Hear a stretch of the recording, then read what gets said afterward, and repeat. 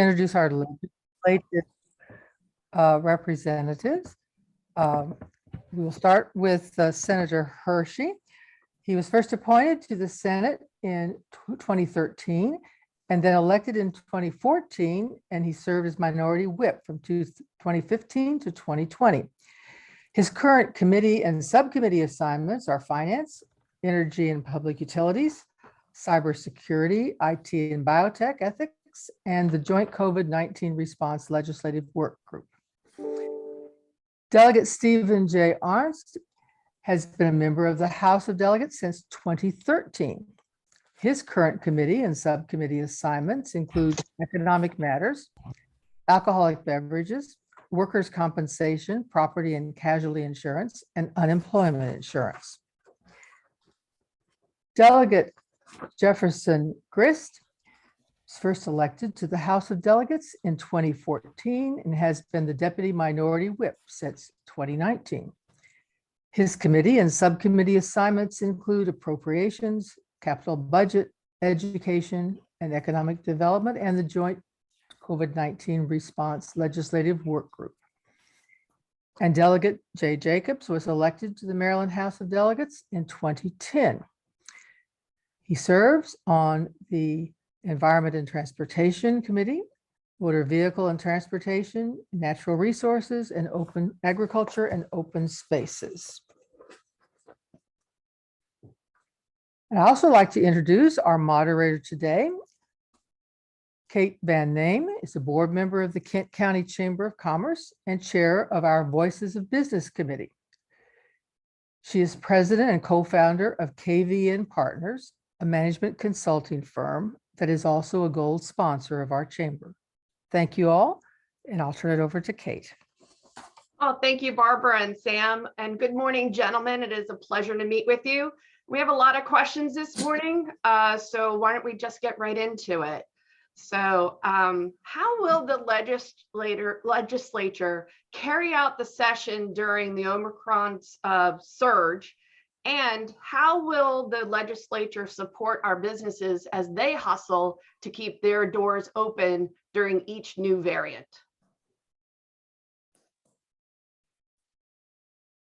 That's open to anybody.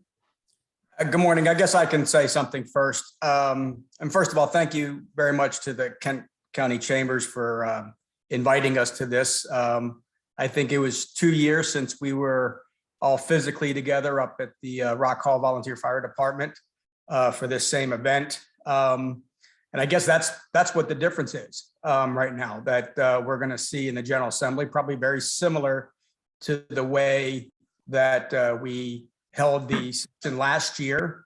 The information that we've gotten right away is that our committee hearings, at least for the first month, will be held virtually.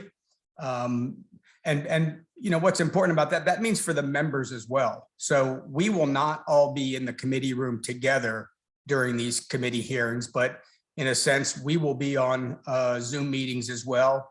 And the panels and those that come in to testify, that want to testify and discuss these important topics will also be virtual. We've discussed that many times amongst us, and certainly understand where the General Assembly is going as far as trying to keep personal contact down with the virus still here. But at the same time, we have a responsibility for the people to have these sessions, and I think that they need to be in public.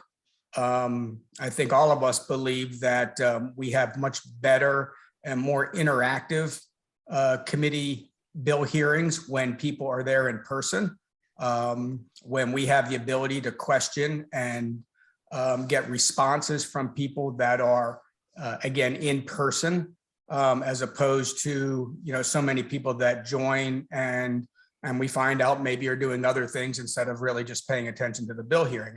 And unfortunately, that comes out when we go into our voting sessions. At least that was my experience, that the voting sessions are still going to be in person for legislators. The public will not be allowed to be in the committee rooms for voting sessions. However, that will still be streamed.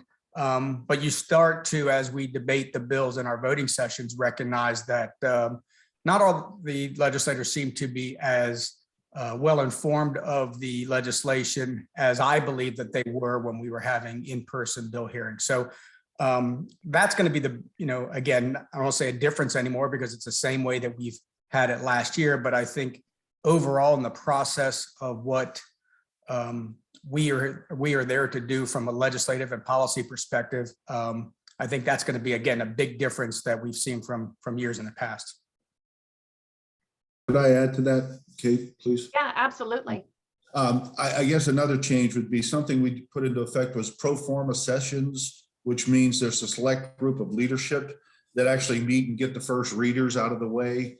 It sounds like it's just a housekeeping chore, but I think it's really important. And our caucus was pretty much set against doing that because we're here to do the work. And that is just another area or a moment where we could actually hear something about legislation and get some information. And I'll agree with the good senator on the fact that when you're in session and meeting face to face with people and you're able to interact with the people coming in, the people testifying, whatever, you garner a lot more information and you can actually get the relationships developed a little bit quicker and better on some of this legislation and maybe hear the nuances. So those types of things that are happening, I don't think that's excellent government at all. I think it takes away from the whole process. As a delegation, I think we still work well together and we're able to communicate, but those are some of the issues we'll face this year. And the good news is we did up the people that can testify in the House to a maximum of 50. Last year, it was much less than that. And that's always a problem on some of these really big bills like police reform and unemployment and what have you. We got a lot of people coming in to testify on this. And a lot of times we don't hear all the information we need to hear. But thank you. And thank you very much for having us. It's a little bit different. I missed the breakfasts, but I'll live through that. Thank you. We do Oh, too. man.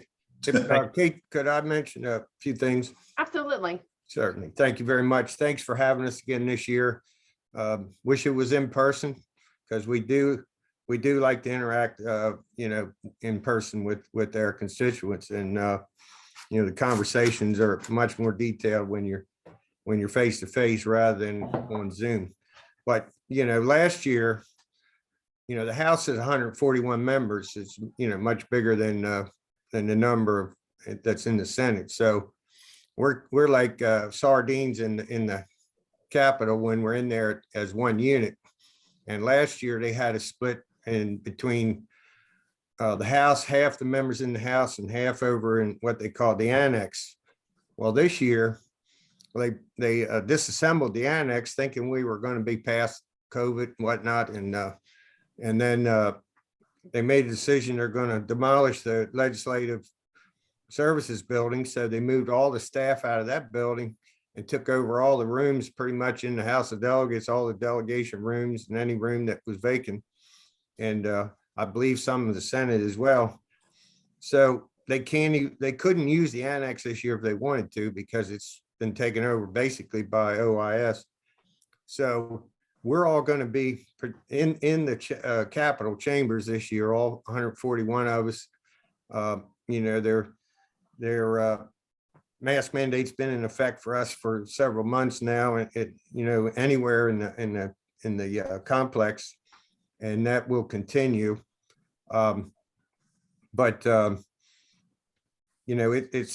It's much more challenging under these circumstances with these virtual hearings and meetings. But getting back to the businesses, certainly we want to hear what challenges any business is facing immediately. We are interacting frequently with the governor's office and with various secretaries. And, if businesses are encountering something that we can help, be of help with, we certainly want to know right away. We're still dealing, at least my office is, with a number of unemployment cases. This has been going on for a year and a half now. It's certainly not over with yet. So there are a lot of challenges that businesses are facing with a lot of fraud cases from unemployment. There's just a number of things. So the more we hear from the businesses, the better it is for both of us. Thank you. Jeff? If I can just add one thing, these guys did a great job explaining this whole process, but we always need help testifying. Obviously, it's much more powerful when folks from in the district and businesses and individuals will testify in committee. And in the past, you were able to sign up the same day to testify. Unfortunately, you can't do that anymore. So I would strongly encourage folks to reach out to any of our offices, and we can we can get you signed up. The process isn't that difficult. It's just it's a little bit more laborious than it used to be, but we certainly encourage you all to still come out and testify and help us out. So to kind of piggyback on that, what are the state's plans to promote economic development on the Eastern Shore this year?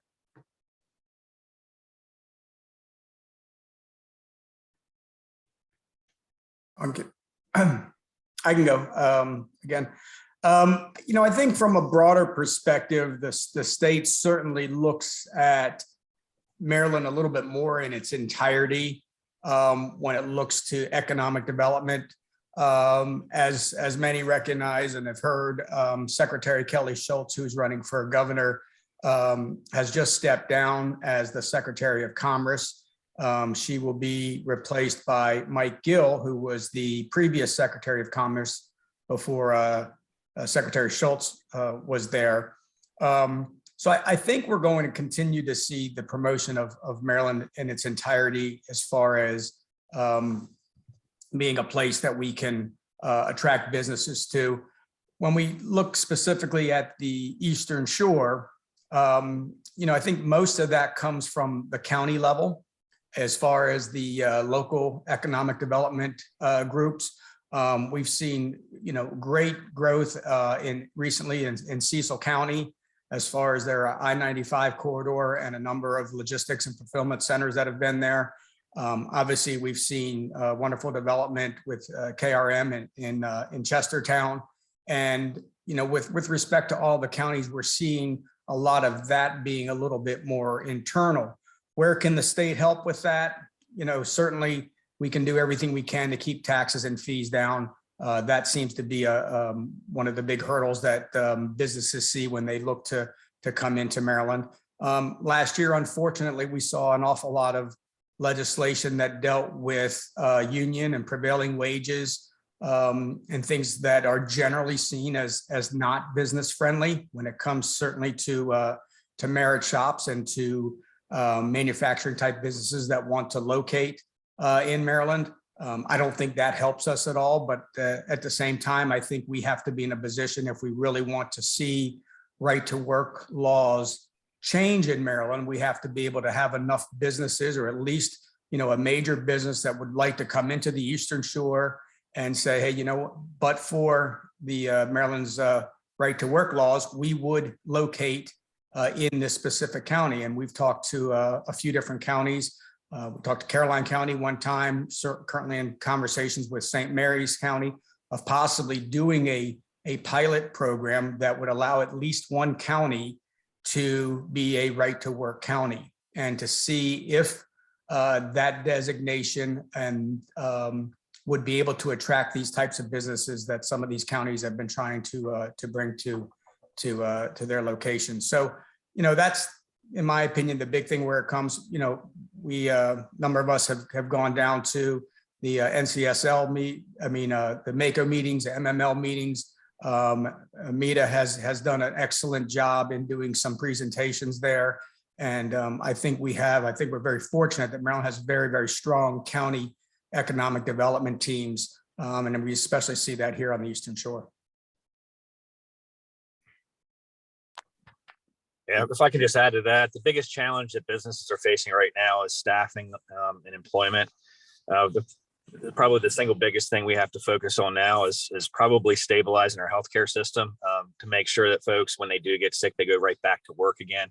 And also, too, to make sure this is going to be a challenge for us, because this is one of the principles that we disagree with the majority, is that they want folks to be able to either work from home or not work at all and still get paid. So we have this time, if there is a supplemental unemployment benefit, that we have to make sure that we fight that down, because obviously right now, especially with this Omicron variant, it's not as viral, so it's obviously less dangerous.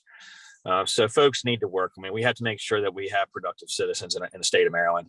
And that seems to be the biggest concern that most business owners have. In fact, many business owners have actually turned business away, so they can take on, just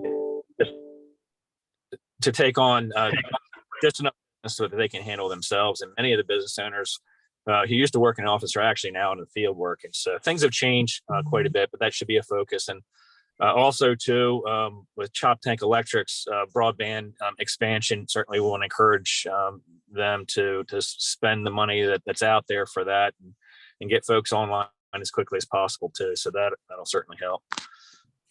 One of the other things we're looking at is some of our professional services like healthcare and what have you. There's been some difficulty in trying to get people that are qualified to get the testing process and that whole process streamlined. And that's been an ongoing problem for us in the state. And I know my office has dealt with a lot of these issues and try to help people bring them in from out of state to get them certified and qualified on that. So the other point would be is that it's amazing to me with the dollars that are being paid that we still are having all these work shortages and what have you. And that's something we need to be aware of, and where that employment force, if you will, where have all those people gone, and what can we do to draw them back quicker? Jay?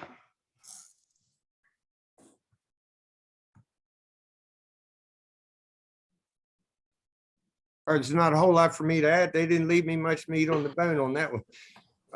The one thing that I will say that we frequently meet with business owners in the district in all 4 counties that we represent. And I can tell you the problem that we're hearing everywhere is a problem just hiring work staff. It's a real challenge to get labor, no matter what the business is. So that seems to be the biggest issue, and it's not just in our 4 counties; it's statewide. It's a big challenge economically, and especially tough for us over here. Yes, and my next question will touch on that, but as a housekeeping thing, please, everybody, if you want to ask a question, please put the question in chat. And Sam will moderate through those at the end of this question and answer session. So please feel free to put in your questions into the chat box. So again, kind of to piggyback off of what you all have said about the addressing workforce attraction, readiness, and retention, and especially in healthcare for the Eastern Shore. What are your thoughts, and what's the session going to do to potentially respond to those problems that we're experiencing and have experienced actually for a long time, even above and beyond the COVID pandemic? I would first mention, with regards to frontline healthcare workers, one of the biggest concerns that we're hearing from them is that unfortunately, we're not keeping our children in schools, and that has ended up playing a large burden on these healthcare workers that are now having to either be at home with their children, or try to line up childcare, or just anything that's a little bit different than their normal schedule of trying to be in the healthcare facility. So that's one of the most important things. We got to keep our children in school. We're seeing in other counties that they are moving away from that. Obviously, everybody's hearing about what's going on in Chicago, about the battles with the teachers union and the mayor there. I think it's very important that we focus on whatever efforts are needed to do in order to keep our kids in school. And again, I think that helps out with the healthcare industry, at least the professionals that are working there. Obviously, we're still on track with Chestertown Hospital in creating the Aging and Wellness Center of Excellence. That's obviously very important to the community and to keep that hospital viable. That designation will continue to have inpatient and ICU rooms, which are very important. And I think that we're seeing, again, as far as the virus is concerned, we're hearing about all of these hospitalizations that are going on that may or may not be attributable directly to the COVID virus, but at the same time, we know from our years of experience in working with Chestertown Hospital that this is the busiest time of the year when it comes to inpatient rooms and ICU rooms. And in fact, when we've talked about, can we keep that and what's the appropriate number of rooms, it always goes back to this time of the year, this cold and flu season, that they say, sure, the census is very high now, but then it drops off as we get further into the spring and summer. So, some of this, demand on our healthcare is expected. Obviously, some has been accentuated because of the COVID pandemic, but I think it's important that we move forward with our plans with University of Maryland medical system and Shore Regional Health in getting that designation for Chestertown Hospital and making sure that we can go forward with the Center of Excellence for Aging and Wellness plans.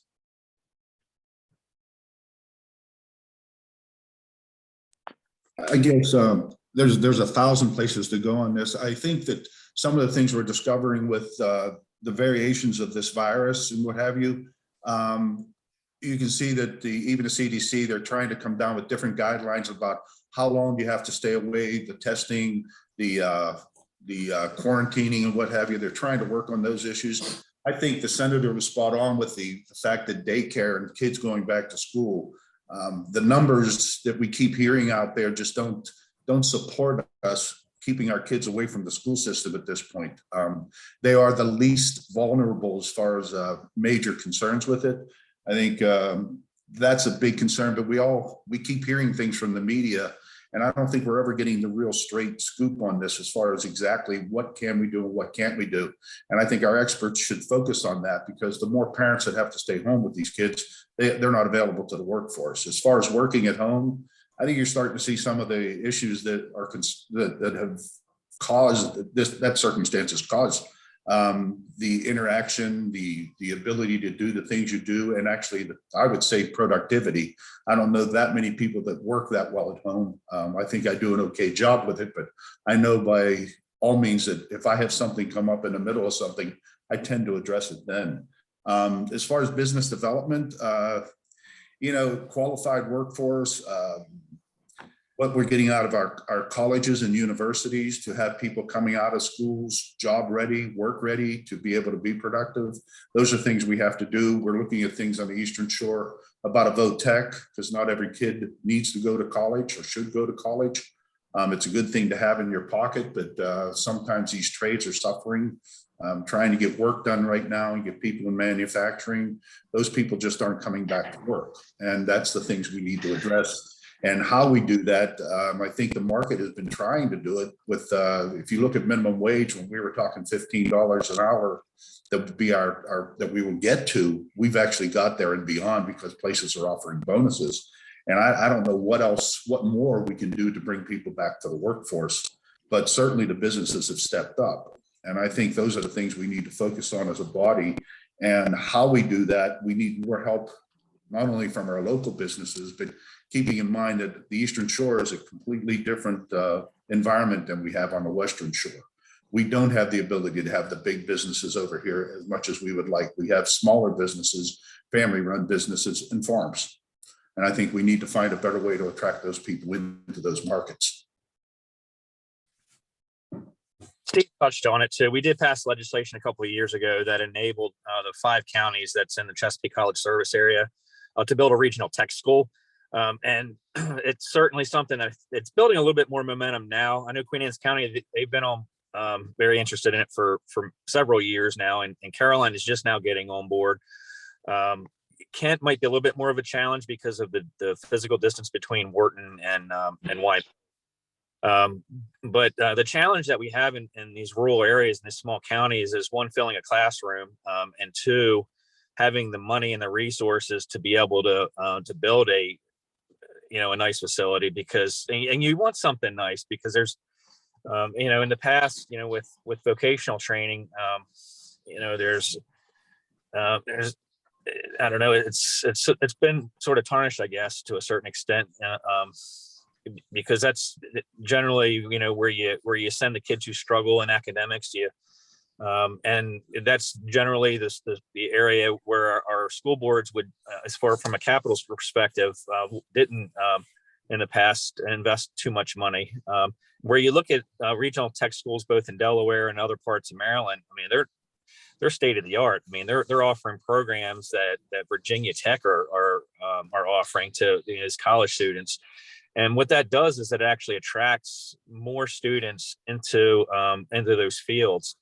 And so there's a strong discussion now. And like I said, the legislation's been passed, and we sort of paved the way already for a regional tech school.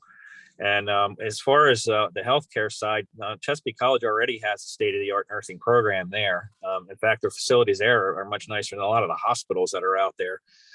So if we can expand dual enrollment with some of our high school students, and start letting folks know, even in middle school, that we have these programs that are available, hopefully more students will get into the trades, and more students will get into healthcare. If we can provide, a really nice school, that they can go to, something that's reputable, of course. Okay. We have a question from the floor, actually around the wind project that's off the coast of Ocean City. Will that have a major economic development impact here on the shore? I think that remains to be seen. The General Assembly passed the offshore wind legislation back, I think it was in 2013. And in that period of time, we have not really seen an economic boom as a result of that policy change that we've made. I did see that there are two different offshore wind companies that each have a lease off the coast of Ocean City and Delaware. They have held ribbon cutting type events in the Port of Baltimore to tout that they're going to increase steel manufacturing that will support the offshore wind. We've seen a very similar event that has been in Salisbury that is supposed to support offshore wind. But as of right now, we haven't really seen that. I think we're still probably a few years away from getting the first turbine in the water. There are still some delays that are in the Department of Ocean Management, Bureau of Ocean Management in the federal government. So again, it remains to be seen. We have certainly, through our policy, subsidized offshore wind to I don't want to say the maximum extent, but certainly to the tune of over $400 million that will come from ratepayers in the form of increased electric costs. So that always has to be weighed out with any of the economic benefits. And one of the things we were able to get into that legislation was the Public Service Commission needs to be able to, or the applicants need to be able to identify to the Public Service Commission that there is a substantial economic development potential and impact to the state of Maryland. So, again, I think we're seeing some more movement that we've seen in the past with regards to offshore wind. But again, it's been 8 years now. So I think we still have it's still going to take a little bit of time. I would agree on that. I think if you look at the history of wind worldwide, the U.S. isn't the first to look at it. It's been overseas for quite a while. And I've always questioned, even I think my first year, I questioned why we're spending so much money on a technology that's already in effect in some of Europe. And it was always about how the cost would affect us, And I think one of the things that puzzled me is we could bring an Audi over here from Europe, and we know exactly what we can sell it for here. We know the effect that the economic impact it would have over here. Why don't we know that about wind? And I think wind is coming around to where that technology is catching up with what is needed to make it economically more feasible than it has been in the past. So that'll be an interesting thing to keep following, because they've had the ability to do it for quite a while, and where we're locating it and how we're locating it has met some challenges. So well, that's yet to be seen where that will take us, I think.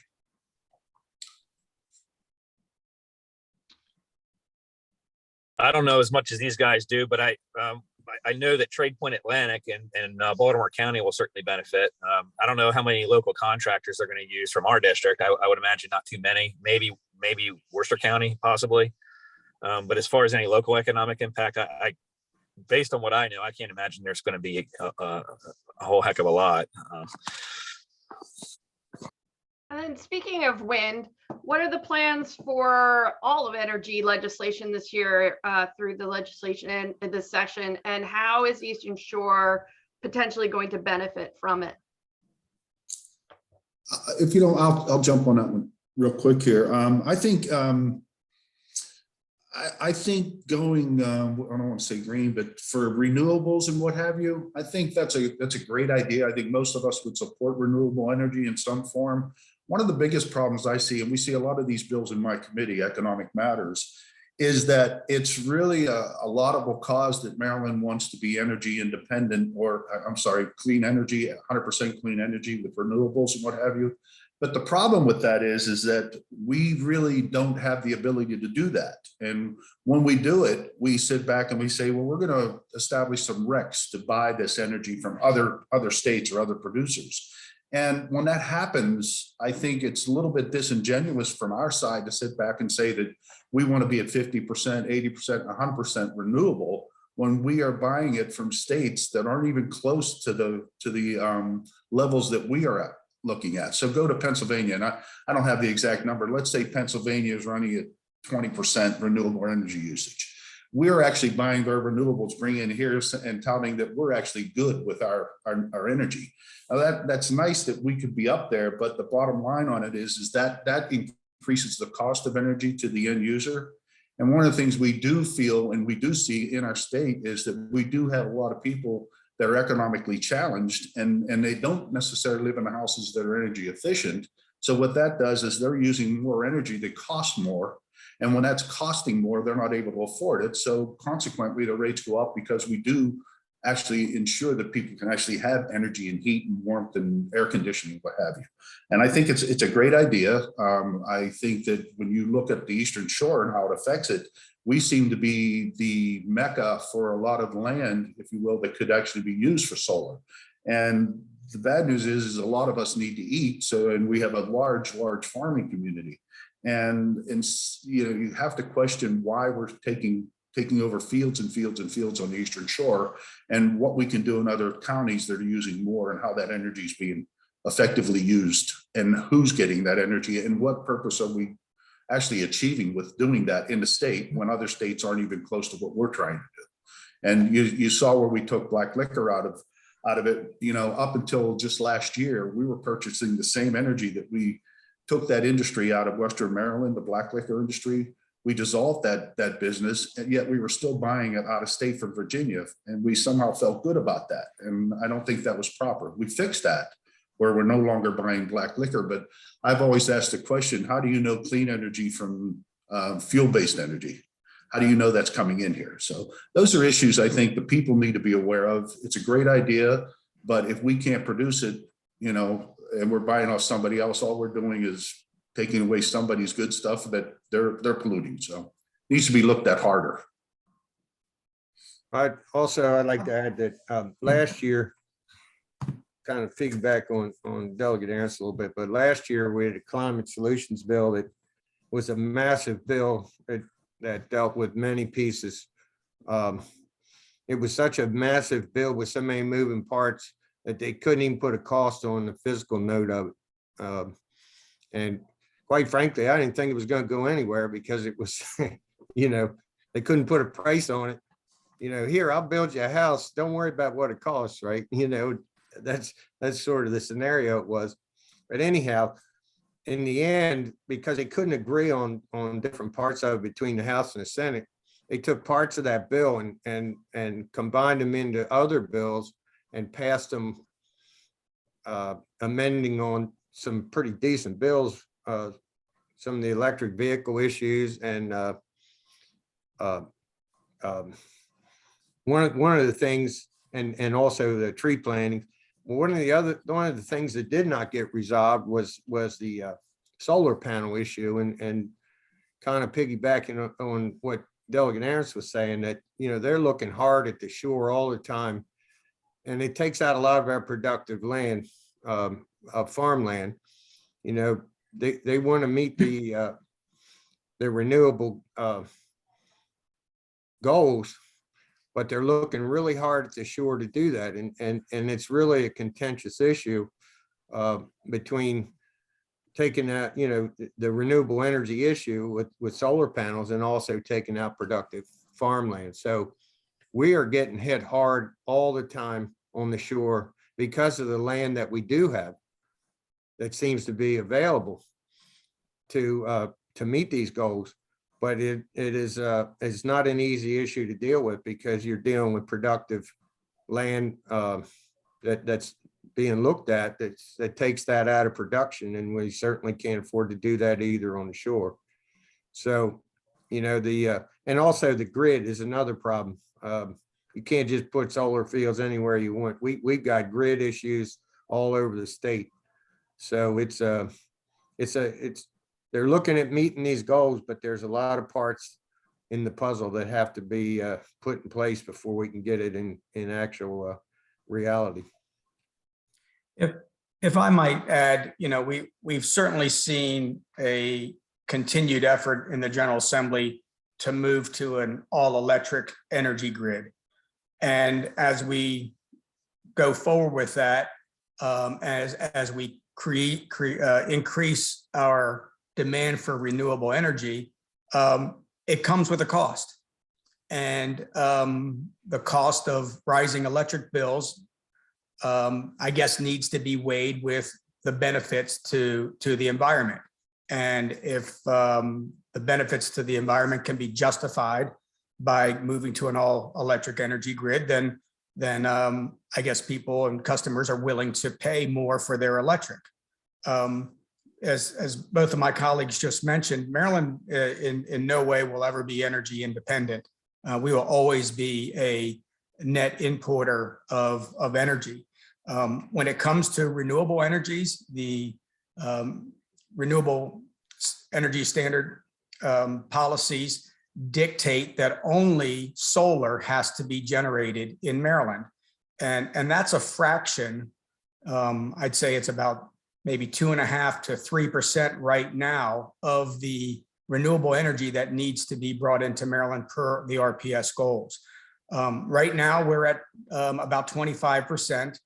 And last year, electric utility ratepayers paid an additional $133 million in order to subsidize energy generation from out of state to meet our RPS goals. And that's only going to increase as we move to a 50% RPS standard. So we always have to take a look at how much we're willing to pay in order to do this. Tomorrow night, Delmarva Energy or Delmarva Power is having a public hearing with the Public Service Commission to increase electricity rates by $27 million for its 200,000 customers on the Eastern Shore. They claim that's for customer service and system reliability. In essence, that might be the case, but it's also because of the policies that the General Assembly continues to put in place that increases electricity costs. So, you know, $27 million, 200,000 customers, that's $130 for each customer on an annual basis for just this increase in what Delmarva Power is looking to get. So It's a very intricate balance that we have to go through when we talk about subsidizing these types of energy policies. Very contentious issue. Many believe that just go forward, electrify everything. It's going to save the climate. Others, as both of my colleagues just mentioned, are struggling to put food on the table, struggling with healthcare costs, and the added burden of higher utility costs is just something that they're not willing to accept at this time. So it's a very interesting issue right now. So, gentlemen, I have so many questions coming at me. Also, I have a lot of other questions to ask you. However, we're kind of getting into a time crunch. Delegate Arts, I want you to go first on the next question, please, if you don't mind. Would like to talk about the state budget and what the legislative priorities are from your perspective. What does the proposed budget look like? And if you could go first, because I know you have a time crunch issue. Okay, as far as the budget, I haven't seen the budget yet. That has not come out. That will come out during session. Some of the priorities you saw that last year, Governor Hogan mentioned the amount of money, the surplus the state actually had, and how wonderful that was. And that is a great thing that we actually have a surplus. I think COVID was a banner great thing for the state as far as budget issues, because the federal government gave us probably 2/3 of our budget in free dollars last year from the federal government. But we have to keep in mind that those tax dollars are still tax dollars. They're federal tax dollars, but they're you and I paying taxes to afford us that ability to have that surplus in the budget. I think Governor Hogan just announced something about a $1,500 bonus for state employees and what have you.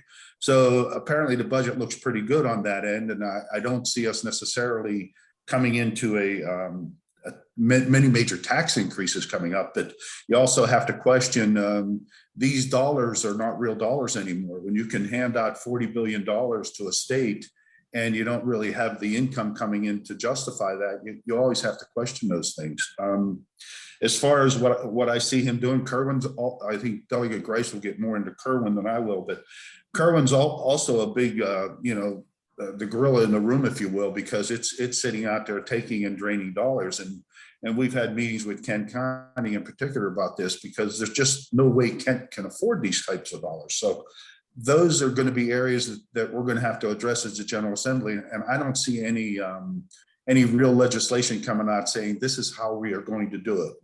We put a bunch of stuff up on the board and we said, this is what we want. Now we have to find a way to afford it. And even with the surplus that we have, that's just not going to be something that's feasible. You have a lot of infrastructure projects that need to be done. You can go into any one of the counties in our district and we have serious infrastructure issues that we need to address. I could probably go on about a billion things, but you're also going to look at some dollars that we need for workforce development. You have to look at how we're going to actually expand some of the services. And when you don't have people working, unemployment will still be an issue. It's gotten better, I will say that, over the last 6 to 8 months, but we still have major issues with that. And how these employers, going back to our businesses, how are they going to afford unemployment insurance moving forward? So I see a lot of challenges in that. I would expect that the budget will be fairly straightforward, but it's really coming off the backs of taxpayers that I think we got some real issues with this.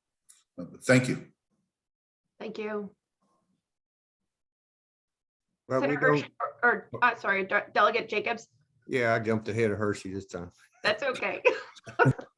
Not like Delegate Ard said, we haven't seen the budget yet. What we do know is we're in good shape as far as the structural deficit goes, in part mostly because of the federal dollars that came into the state. But believe me, there was a lot of money flowing last year, and there's a lot of hands hanging out there looking for it right now. And I can tell you the request that we had as a delegation for our 4 counties for capital projects this year is probably a good indication of just how much people are, they know that there's money out there and they're trying to get a piece of the pie. And, certainly we're going to do what we can, but technically we're in pretty good shape. But at some point this is all going to end, and we're going to be back in reality mode, and going to have to pay this back. But I think this upcoming session that there won't be any tax increases, which is a good thing. And you know, we're in fairly good shape to fund some projects that really need to be funded. You know, I'm concerned about the prescription plan that the retirees are really having struggles with that we need to address that, I think, more favorably for the retirees for the plan that they thought they were getting, and hopefully that may be addressed in the upcoming session. Thank you. Senator Hershey, Yeah, I think those guys covered it pretty well. You know, obviously the big thing again, there was an influx of federal funds into each state, county, municipal governments. Operating budget doesn't seem to be a problem. The big issue will be capital budget. And I think what we'll see from the governor's budget is a number of hopefully shovel-ready projects that he's willing to invest capital dollars into. As Delegate Jacobs and Delegate Aaron's both said, we've been very active in Sam, with the Secretary's office to try to get some of those dollars into 36 legislative district and the Eastern Shore. So hopefully that's what we'll see from the budget perspective. I'll just add very quickly, these guys were absolutely right. The governor actually creates the budget. The legislature will pass the budget. Now we can move the furniture around in the budget, and by way of what's called the Budget Reconciliation and Finance Act, which we can't increase the operating budget, but we can change line items in that. And Senate President I know there was a Baltimore Sun article a couple days ago. His priorities, it looks like, one is healthcare, two is the hospitality and tourism industry, because they were hard hit, I guess, during COVID. The concern that I have, there's a $2.5 billion surplus now. But again, and these guys did a great job explaining why, mainly is because all the federal funding that is going to, that faucet's going to be turned off, and that's going to force people to go back to work. And the question is whether or not they're going to go back to work. And if not, if this workforce shortage, if people are choosing to still stay on the sidelines, that's going to have a huge impact on our economy. And it's also, I mean, if we go into a deep recession, you know, obviously that's going to impact state revenues as well. We saw that, you know, in the mid 2000s or 2005, 2008, something like that. And that made it very difficult, both at the state and local level, to make a budget. And, you know, every year when you're trying to project revenues, it's a big challenge to begin with. But that's the biggest concern that I have is, you know, on the out years when especially right now, there's an attitude that people just don't want to, a lot of people just don't want to work, mainly because for the last 2 years, you know, they haven't been paying rents. At some point they're going to have to, you know, there's subsidies for their electric bill. There's, you know, a lot of folks, their expenses have been paid for through COVID. And at some point that's going to get cut off, and they're going to have to make their own money. They have to earn their own income. And the question is are they going to do that? And can they find a job to do that? That's a real concern that I think that we're going to have to face over the next couple of years.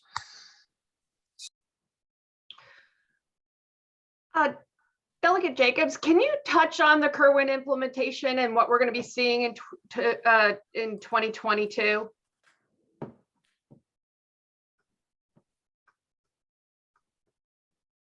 Oh, you're on mute, hon. Sorry about that. That's all right. You know, we as a delegation, we've met with several times with the Rachel from, that's really the, I guess you would call her the architect of Kerwin. And, you know, our concern has been, you know, how disproportionately Kent County is really going to get hit by this, and the amount of money that the county would have to come up with, being the smallest county. And, you know, this year, with our negotiations with the committee chair, there was Kent didn't have to put up any additional money where some of the other counties did. But going forward, there's certainly going to be a pretty sizable ticket. So we're looking at legislation right now, putting in legislation that they're just not willing to budge on the formula. Certainly I would have liked to have seen the formula change for us, but they're just adamantly opposed to doing that. They say we're all evaluated the same, every county in the state, yada, yada, yada. And Kent County is the third richest county in the state. And when you're in Annapolis, you can look at the numbers on a sheet of paper, but when you look at the reality of the disparity in the county and the free and reduced meals in the school system, it really is not the clear picture.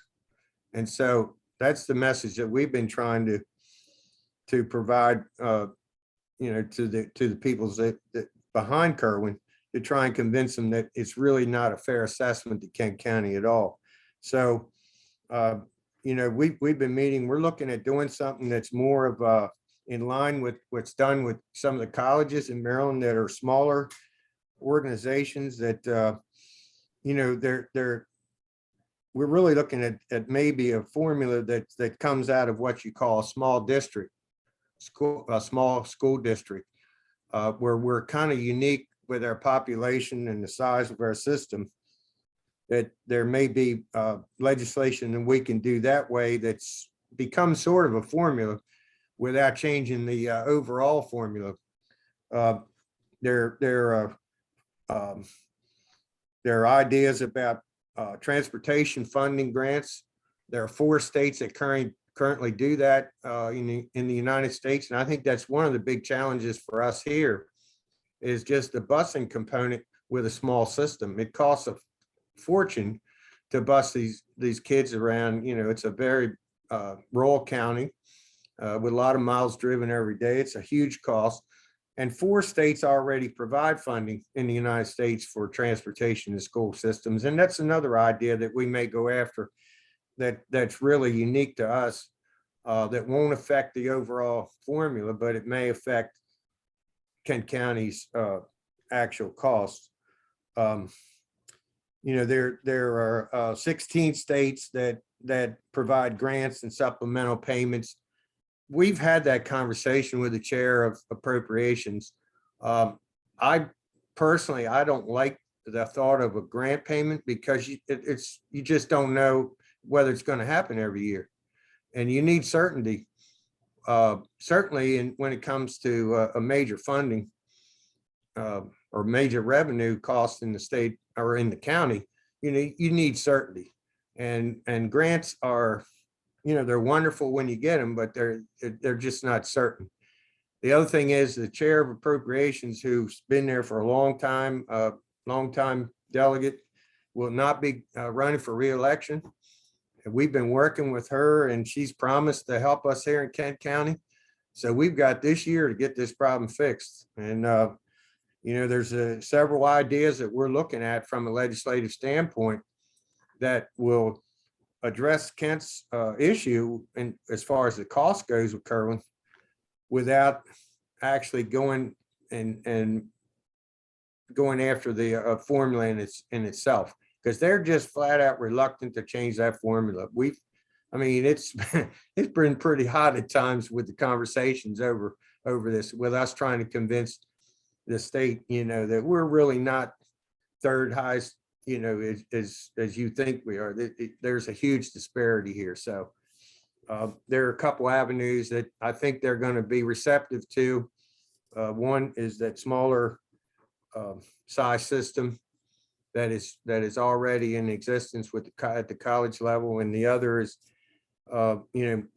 perhaps I think one of the more viable ones would be the transportation funding directly, because it does exist in the United States, and it's certainly relevant to us here in Kent County.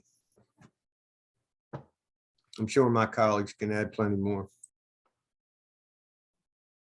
Oh, not much actually. Jay did a great job with that. Now, if you look at per capita wealth, and that's what they were looking at, Kent County is one of the wealthier counties. But what they don't understand is the number of free and reduced lunches that are in Kent County as a percentage of their school population. But the big issue for Kent, it's tax effort. And some of these wealthier counties like Talbot, they have, and Worcester County, they have some of the lowest property taxes in the whole state.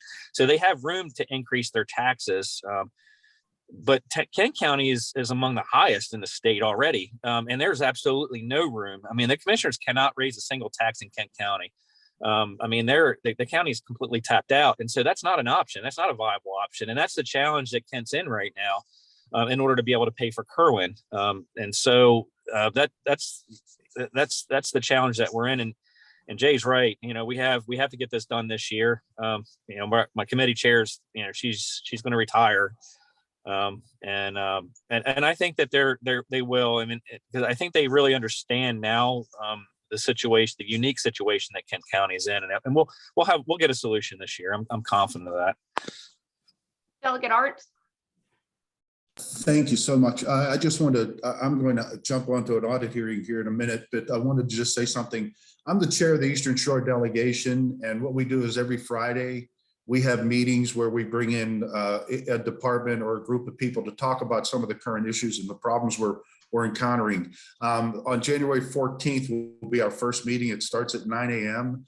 and we have the Department of Health on. So that should be a very interesting meeting. And I wanted to at least let the group know that if you want to get involved in these chats, you can email my office. And I think you all can find my email address. It's stephen.arentz@house.state.md.us.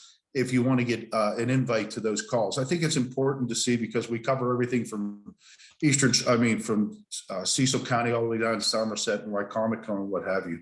But there's so much we could talk about. Any other questions? I want to let anyone know if they have any questions about comments or whatever it to be, I can be addressed at that or give me a call. My cell number is listed on my emails, but I want to make sure, but I'm going to hang on until I get the flag that I'm going on to the other call. But thank you very much. I appreciate your time. I appreciate the questions. Yeah, Steve, thank you so much for saying that, because that was going to be my question. I hear that you guys need a lot of help. You need a lot of support. We do have the members of the Chamber of Commerce here on the line. How can we support you, and how can we provide support for some of these efforts and our voices going forward, directly to you or to your staff? Well, I guess the bottom line is if you can follow some of our legislation, every one of us have newsletters that we put out. And it's interesting because I always ask for comment, but the read rate on that is very minimal. And it requires you to get involved and to take a look at it. It seems to be a little bit of a nuisance when you see a newsletter, but those people that have responded, there's sometimes something I may say or somebody may say that you don't quite understand. But when we make a statement here, it may sound a little different to you, but in reality, that statement means that, there's another side to it. We have a little bit more information potentially on that. So I think it's important that you get involved and follow the legislation. I know each chamber has a legislative committee, and I work with the one here in Queen Anne's County a lot. I'm also working with realtors because that's what I do on the other side of my life.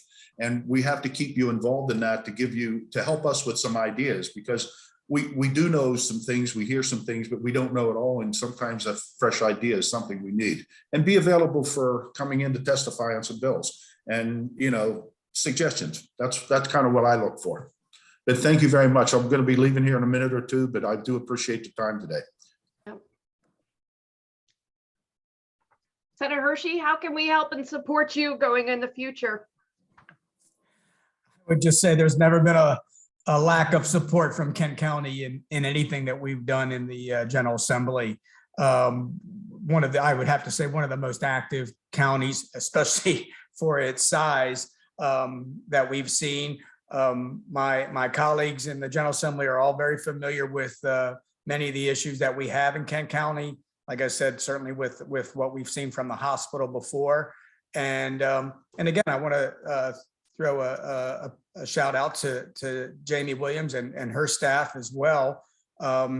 She brought to my attention legislation that we could use or could end up passing that would help data centers come into the state of Maryland.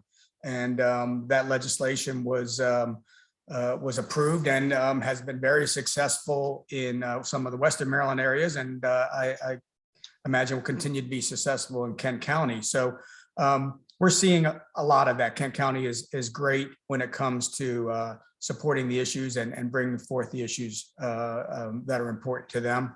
And I would just say, echo what my colleagues have said, continue to do that, continue to reach out to us, continue to bring us ideas. And and your thoughts and feelings on legislation that we'll be taking up in the General Assembly.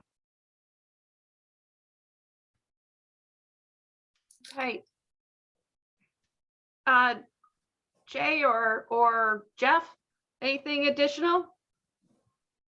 Well, I certainly would always encourage anyone that has any questions or concerns whatsoever to contact either one of us with that concern. We always encourage anyone who wants to testify on any legislation to please do so. I've reached out to people occasionally that I know are really would be really expert witnesses, so to speak, and you know, give them a heads up, because it's a little bit different now than coming to Annapolis the way it used to be. For many years, you come in and testified, you know, sign up by noon. Now you have to sign up 48 hours in advance, and it's a little bit of a problem. But you know, certainly call our offices. You know, let us know, and we'll make sure you get the right information so you can get hooked up. You know, Kent County is maybe the smallest, but I can tell you when it gets behind an issue, they know we're in Annapolis. There's no question about that. And I really appreciate, you know, the effort that people do put into reaching out to all of us for the various issues, and you know, to help us really carry the message. Well, gentlemen, I really appreciate your time. I'm going to turn this over to Sam so that he can close up the meeting. Your time this morning was invaluable. Thank you very much. Thank you. Thank you all very much. And Kate, thank you for moderating. I want to, before we delve into a rapid fire question and answers, I want to also extend a very generous thank you to the League of Women Voters of Kent County for sponsoring this discussion today. The League is proud to be nonpartisan, neither supporting nor opposing candidates or political parties at any level of government, but always working on vital issues of concern to members and the public. And as many of you are aware, they sponsor many of our candidate forums for those who are running for local office here in Kent County. So a very generous thank you to the League of Women Voters for sponsoring today's discussion. So I want to delve into a rapid fire round of questions from the audience that we got, starting with question 1 about our changing climate. This is from Hope Clark. My question is about our changing climate and how it is affecting our businesses and citizens on the Eastern Shore with our large coastline and dramatically fluctuating weather. What are you doing as our legislators to deal with this problem? I would appreciate if every representative would answer this question. Unfortunately, we don't have time to hear from everyone. Delegate Jacobs, you know, being in Rock Hall, I want to extend this question to you. What are you seeing down in Rock Hall in terms of coastal flooding? Can you talk a little bit about this issue? Well, you know, personally, I don't see flooding any more prevalent than it ever was in my lifetime of living here. You know, you have nuisance flooding. You have flooding that comes from full moons and southwest winds. And, you know, honestly, back in the 70s, when I was in the seafood business, I had more floods back then in Rock Hall than I do see now. But, you know, certainly there are areas that around the coast, around the state of Maryland, that are built up that weren't built up 20 years ago. And, you know, there are issues around the state that are definitely more prone to flooding. And, you know, it's something that we're looking at. I can tell you there's no shortage of legislation in my committee on climate issues. There will be several bills again this year. You know, some have been pre-filed. There's 200, around 200 House of Delegate pre-files and around 220 Senate pre-files right now. So, you know, people can go on the MGA website and take a look at those pre-filed bills that are out there for the public to see. You know, certainly I would encourage anyone who's got comments or concerns on these climate issues or climate bills to reach out to either me or either one of my colleagues, you know, as we go forward in session. But you know, every year there's plenty of climate bills, and I know right now that there'll be a follow-up to the last year's climate solutions bill. Like I said earlier, that had many moving parts, but there will be another, I think more, they're going to break it down into smaller pieces, but it's going to be the same gist of basically a climate solutions legislation overall. So if you got any questions, I don't want to take up the whole morning, but reach out to me in my office. Thank you. Sam, could I just add to that? You know, I mean, obviously, when we talk about weather conditions and what we're seeing across the country, you know, honestly, there probably isn't any policy that the state of Maryland is going to pass that are going to affect these prevailing weather patterns. This delegation has certainly advocated for reconstruction type projects. We have advocated for shoreline stabilization projects, stormwater diversion and management projects that are necessary. But this is unfortunately a very reactive issue. One of the other things, and I know we have representatives from our United States senators on this call, is the Conowingo Dam. And no matter what we do with anything else, at the end of the day, when it comes to flooding, when it comes to the bay, the health of the bay, the source of the problem is the Conowingo Dam. And we need our federal partners to help us with that. We've just passed a huge federal infrastructure program, and I don't know that there were any dollars that were in there specifically related to the cleanup of the Conowingo Dam and the sediment that's behind the dam. Those are things that need to happen. That will affect us. The changing of that environment will affect us more than any policy that we might be able to create having to do with renewable energy, renewable portfolio standards, offshore wind, any of those types of things. Those are real issues that can affect the health of the Bay and the state of Maryland. And I ask that we focus our efforts more on that than to worry about what percentage of renewable energy is coming into the state of Maryland. Understood. Thank you very much, Senator. And one additional question, somewhat related to this topic. This is coming from Linda Weimer from the Maryland League of Conservation Voters here in Kent and Queen Anne's County. This question is regards to the $2.5 billion surplus the state currently has, again, that you all talked about regarding all the money from the federal government coming down to the state. Would now be a good time to transition the state's fleet of official cars to electric vehicles? And also, what about requiring higher energy efficiency in new buildings and legislation to support retrofitting older buildings to be more energy efficient? I think we're seeing legislation on both of those issues. Last year, we looked at the state fleet again in the changeover to electric vehicles.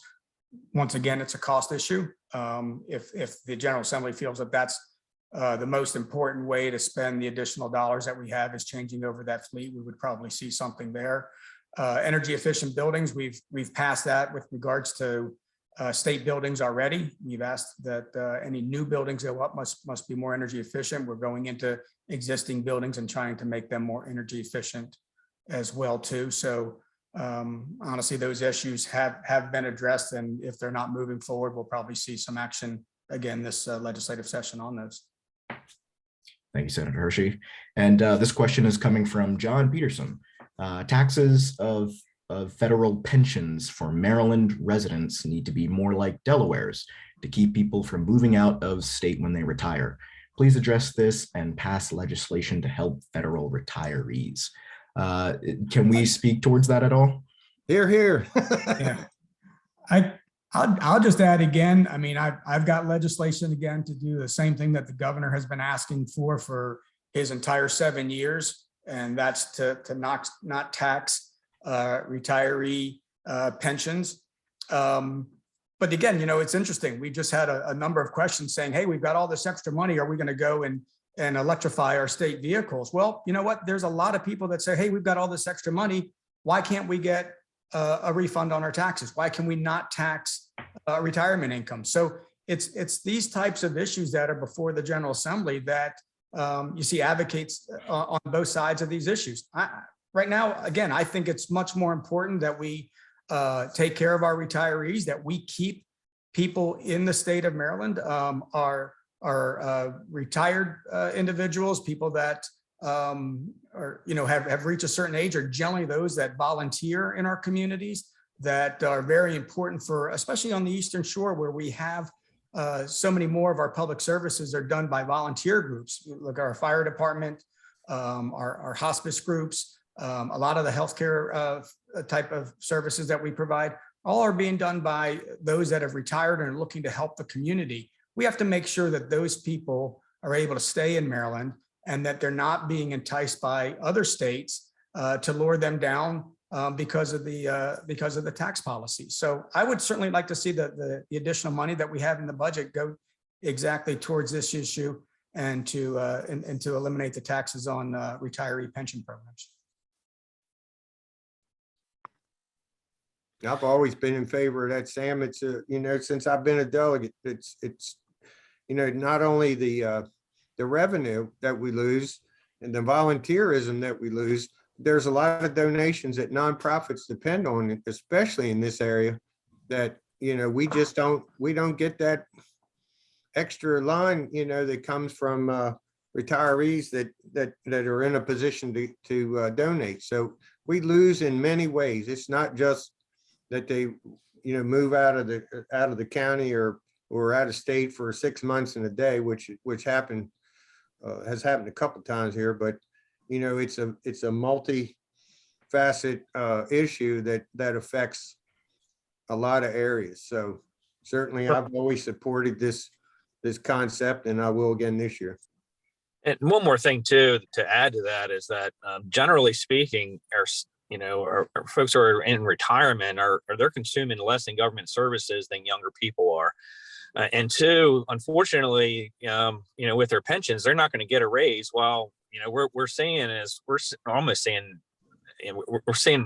inflation just going through the roof. So their costs are going way up. Healthcare costs are going way up, but yet their income stays the same.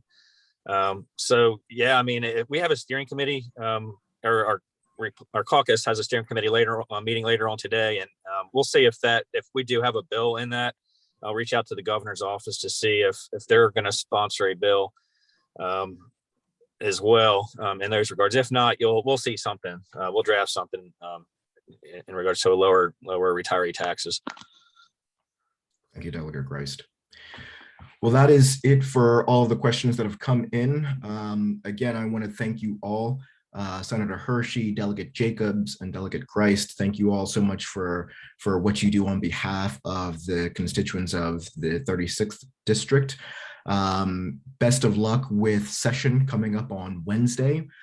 We will be back after session, after your 90-day sprint, for our post-legislative session discussion, where we'll talk about what you got into and what you got involved with in the upcoming General Assembly, and just, what happened. So we're looking forward to having you back and having that conversation. Kate, thank you for being our moderator. And another thank you to the League of Women Voters of Kent County for sponsoring this call. Thank you all for joining us. To learn more about the Kent County Chamber of Commerce, visit us at www.kentchamber.org. And again, we will be back sometime in April for our post-legislative discussion. So be on the lookout for that invitation, but I want to wish you all a very good day. Thank you for attending. Thank you.